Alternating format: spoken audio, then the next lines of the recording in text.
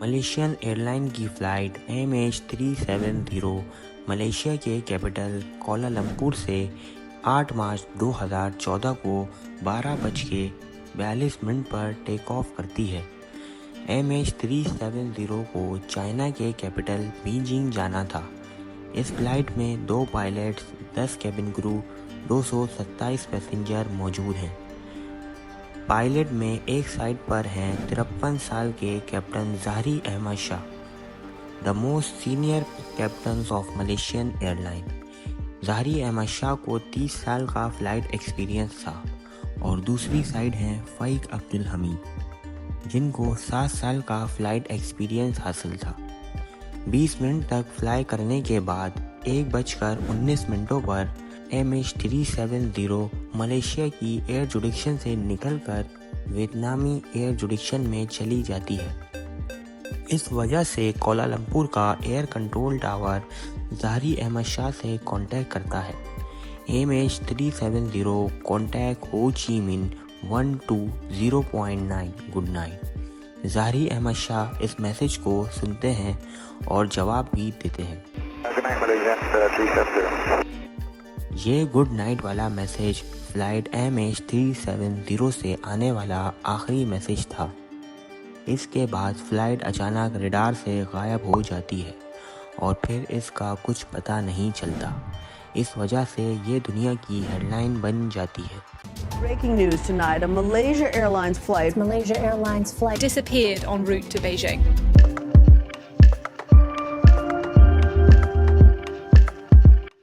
World vision T V کی video میں آپ سب کو خوش آمدید۔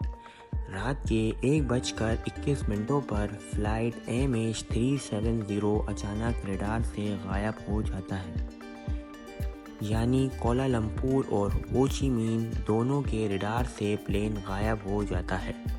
اب یہ بات تو کوالالمپور ایئر کنٹرول ٹاور کے لیے ایک دم نارمل تھی، کیونکہ کوالالمپور ایئر کنٹرول ٹاور یہ سمجھتا ہے کہ پلین ہمارے ریڈار کی رینج سے باہر نکل چکا ہے اور ویتنامی ایئر اسپیس میں چلا گیا ہے، تو سب نارمل ہے۔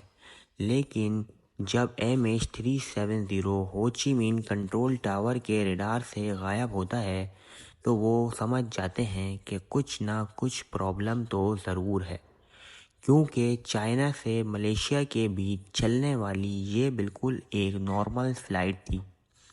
ہو چی مین کنٹرول ٹاور MH370 سے کانٹیکٹ کرنے کی کوشش کرتا ہے، لیکن آگے سے کوئی رسپانس نہیں آتا۔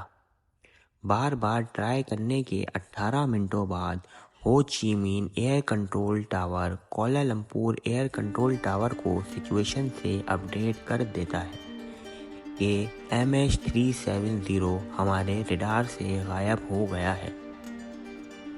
اب ایسی سچویشنز میں ہوتا یہ ہے کہ ایئر کنٹرول ٹاور کو 1 گھنٹے کے اندر ریسکیو سینٹر کو انفارم کرنا ہوتا ہے، لیکن کوالالمپور ایئر کنٹرول ٹاور 4 گھنٹوں کے بعد ریسکیو سینٹر کو انفارم کرتا ہے۔ ابھی صبح کے 6:15 ہو گئے تھے۔ یہ وہ ٹائم تھا جب MH370 کو بیجنگ میں لینڈ کرنا تھا، لیکن اس پلین کی کوئی لینڈنگ نہیں ہوئی۔ ٹھیک اس جگہ جہاں سے پلین غائب ہوتا ہے وہاں ایک سرچ آپریشن اسٹارٹ کر دیا جاتا ہے۔ پلین ملیشیا سے ویتنام کے بیچ میں غائب ہوا تھا اور اس بیچ میں ساؤتھ چائنا سی اور گلف آف تھائی کے بارڈر آتے ہیں۔ 7 ملکوں کی 34 شپس اور 28 ایئر کرافٹ اس پلین کو ڈھونڈنا اسٹارٹ کر دیتے ہیں، لیکن پلین کا کچھ اتا پتہ نہیں چلتا۔ اگر MH370 کریش بھی ہوا تھا تو کسی نہ کسی کو کچھ نہ کچھ تو ضرور ملتا۔ یہ بات کسی کو سمجھ نہیں آ رہی تھی کہ اس پلین کے ساتھ آخر کیا ہوا، یہ پلین اچانک ریڈار سے غائب کیوں ہو گیا۔ اگلے 4 دن تک یہ آپریشن چلتا رہا، لیکن کسی کو MH370 کی کوئی خبر نہیں ملی۔ 12 مارچ کو یہ ایک خبر آتی ہے اور اس کے بعد سارا معاملہ ہی بدل جاتا ہے۔ ہوتا کچھ یوں ہے کہ جب پلین 1:21 پر سویلین ریڈار سے غائب ہوا تھا تو اس رات ایک ملٹری ریڈار نے اس پلین کو اسپاٹ کر لیا تھا اور 1 گھنٹے تک یہ پلین ملٹری ریڈار میں شو ہو رہا تھا۔ یہ پلین ملاقہ اسٹریٹ کی طرف جا رہا تھا جو کہ بیجنگ سے بالکل الٹی طرف ہے۔ اس وقت رات کے 2:22 ہو رہے تھے اور پلین کو آخری بار انڈین اوشن کے اس پوائنٹ کی طرف دیکھا گیا تھا۔ پوری ریسکیو ٹیم اور پلین سے جڑا ہر شخص پلین کو انڈین اوشن کے اس پوائنٹ میں ڈھونڈنا اسٹارٹ کر دیتے ہیں، لیکن یہاں بھی پلین کا کچھ پتہ نہیں چلتا۔ سب یہ بات سن کر حیران ہو جاتے ہیں کہ یہ پلین آخر گیا تو گیا کہاں؟ کہیں یہ انڈیا کی ڈائریکشن میں اڑ کر ہمالیاز میں یا قزاقستان میں تو کریش نہیں ہو گیا؟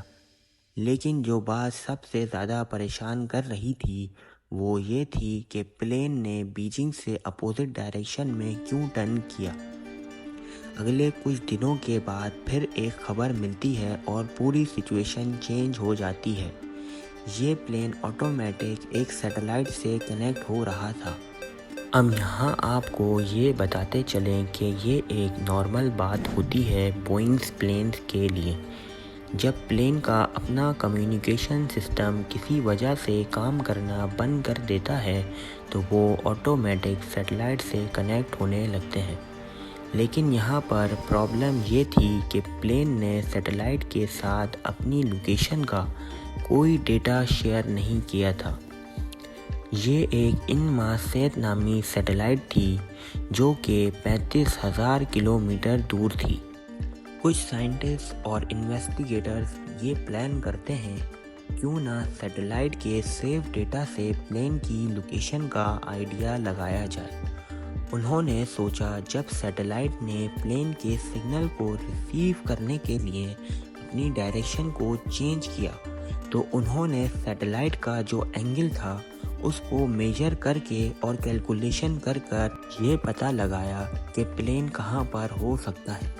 اس کیلکولیشن کو The 7 Arc نام دیا گیا۔ یہ 7 Arc وہ حصہ تھا جس کے بارے میں زیادہ کچھ نہیں پتا تھا اور پلین نے سیٹلائٹ سے 7 دفعہ کانٹیکٹ کرنے کی کوشش کی تھی۔ آخری بار MH370 نے صبح کے 8:19 پر سیٹلائٹ سے کنیکٹ ہونے کی کوشش کی تھی۔ اپریل 2040 میں deep sea search operation start کر دیا گیا، کیونکہ پلین اگر کریش کیا ہے تو ڈیفینیٹلی پانی کے نیچے ہی ہوگا۔ MH370 کو ڈھونڈنا بہت ضروری تھا تاکہ اس کے بلیک باکس سے یہ پتہ لگایا جا سکے کہ آخر اس پلین میں چل کیا رہا تھا۔ ہفتے نہیں، مہینے نہیں، بلکہ کافی سالوں تک اس پلین کو اس 7 Arc میں ڈھونڈا جاتا رہا، لیکن کہیں سے کچھ نہیں ملا۔ 3 سالوں بعد اور $150 ملین اسپینڈ کرنے کے بعد اس ریسرچ آپریشن کو بند کر دیا گیا۔ آئلینڈز آف ری یونین کے ساحلوں پر 1 سال بعد یعنی 2015 میں اس پلین کا رائٹ فلیپرون ملا۔ جب اس فلیپرون پر ریسرچ کی گئی تو پتہ یہ چلا کہ یہ پلین اپنی نوز کے بل پانی میں کریش ہوا ہے۔ اس کے بعد 2018 میں اوشین انفینٹی نامی ایک امریکن کمپنی نے اپنی ایڈوانس ٹیکنالوجی کے ساتھ اس پلین کو ڈھونڈنا شروع کر دیا۔ یہ 7 Arc کے اس ایریا میں سمندر کے فلور کی میپنگ کر رہے تھے۔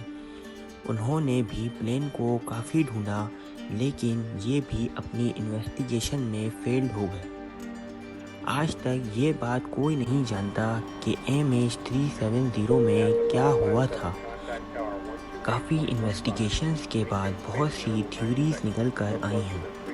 کچھ لوگوں نے کیپٹن ظاہری احمد شاہ پر شک کیا، کیونکہ کیپٹن ظاہری احمد شاہ کے گھر میں ایک فلائی سیمولیٹر تھا اور اس فلائی سیمولیٹر میں وہی سیم روٹ بنا ہوا تھا جس پر MH370 نے فلائی کیا تھا، لیکن ریسرچ آپریشن کے آفیشیل انچارج نے اس بات کو کمپلیٹلی ڈینائی کر دیا تھا، کیونکہ ظاہری احمد شاہ بہت ہی سینئر پائلٹس تھے۔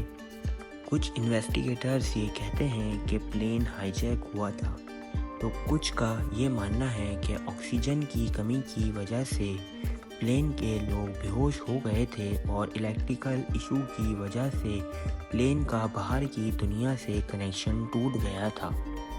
خیر اصل ریزن کیا ہے یہ تو پلین میں موجود بلیک باکس سے ہی پتہ چلے گا، جو کہ پلین کے ساتھ ہی انڈین اوشن میں کہیں غائب ہے۔